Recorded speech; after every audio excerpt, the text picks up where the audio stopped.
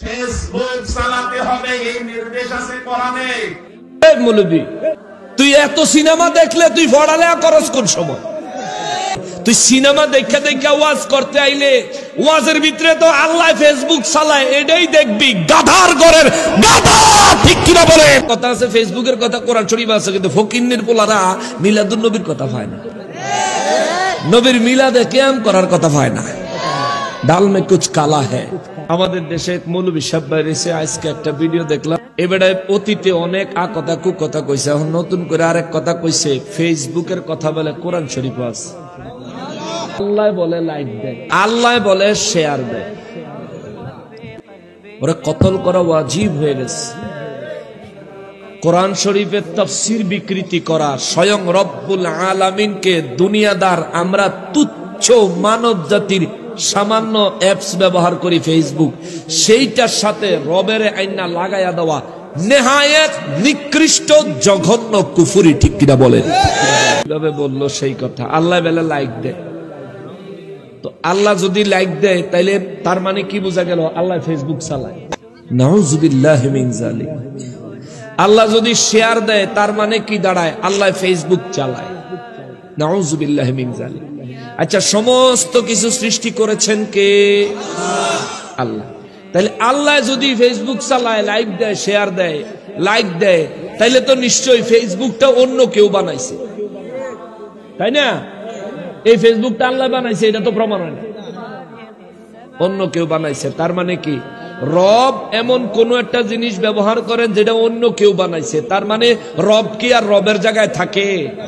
তিনি তো খালিক থাকেন না, মখলুক হয়ে যায়। এই ধরনের বক্তব্য যে হুজুরে দিছে, এই হুজুরে কয়দিন আগে বক্তব্য দিছে ওই হিন্দি এক নায়িকার কথা।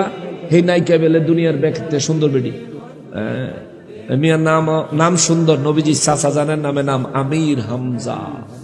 এখন রব্বুল ইজ্জাতের ওয়াহদানিয়তে আঘাত করার কারণে আমির হামজার মাঝখানে এই আরো কিছু যোগ বিয়োগ করে হারাম জাদা বানায় দিতে হয়।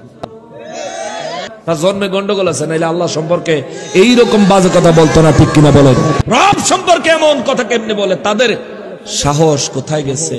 নবী সম্পর্কে বাজে কথা বলতে বলতে বলতে বলতে খুদ রব সম্পর্কে বলতেছে।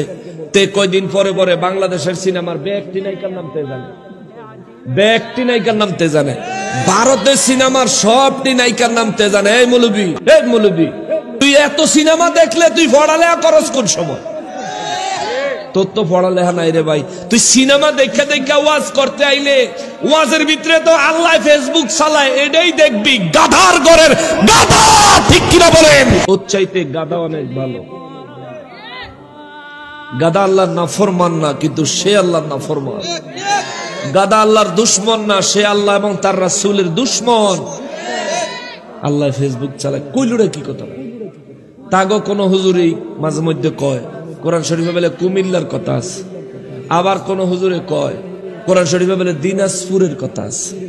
মানে দিনাজপুর আর কুমিল্লার কথা আছে, ফেসবুকের কথা কোরআন শরীফ আছে, কিন্তু ফকিন্নির পোলারা মিলাদুন নবীর কথা পায় না, নবীর মিলাদে কিয়াম করার কথা পায় না।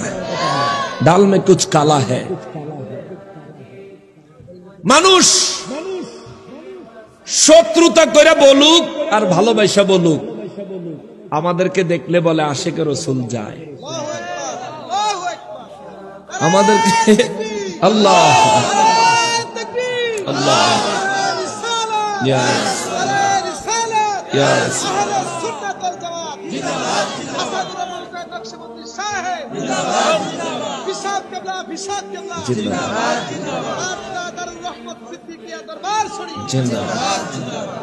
যেটা বলতে লইছিলাম, মানুষ আমাদেরকে ভালোবাসা বলুক আর শত্রুতা করে বলুক, দেখলে কয় আশিকে রাসূল, আর হেগরে দেখলে মানুষে কয় আশিকে নায়িকা। ঠিক কিনা বলে? হুজুর হইয়া স্টেজে বসে মানুষরে মুসল্লি করে কয় আমার দেখানোরা তো কি আছে, আমার কি কোন নায়িকার নাম কয়ে কয় তার মতো জিনিসপত্র আছে না। ওই স্টেজে কেউ যদি তারা ঘন্টা দুয়ে পুরান জুতা দিয়া পিড়াইয়া বাপ ডাহাইয়া দিত, তাইলে আর নতুন করে কোরআন সুন্নাহর মজলিস, দ্বীনের মজলিসটা সিনেমার মজলিস বানাইতে পারতো না। এরা দ্বীনকে কখনোই প্রতিষ্ঠিত করতে চায় না, এরা নিজেকে জাহির করতে চায়। আমার যুব সমাজ, আমি আজকে লক্ষ্য করেছি, যেসব যুবকদের গায়ে আঘাত করলেও চোখে পানি আসা কষ্ট হয়ে যাবে। আমি স্টেজে বসে সবার চেহারা দেখেছি, তো কিছু কিছু যুবক, এই যুবকরাও চোখের পানি ছেড়ে ছেড়ে তাফসীর শুনে কেঁদেছে। কেন কেঁদেছে? কারণ খুদ রব্বুল ইজ্জাত যা বলতে চেয়েছেন আমি তাই তাদেরকে শোনাইছি। রবের কথায় তো তাসির আছে, আমি না হয় গুনাহগার, ঠিক কিনা বলেন? আমি না গুনাহগার, কিন্তু রবের কথায় তো তাসির আছে। রবের কথা শুনে যুবক আল্লাহর ভয়ে চোখের পানি ছেড়ে দিয়েছে, নবীর প্রেমে চোখের পানি ছেড়ে দিয়েছে, কবরের চিন্তা যুবকের অন্তরে এসে গেছে। এই ওয়াজ তো এমনই হওয়া দরকার।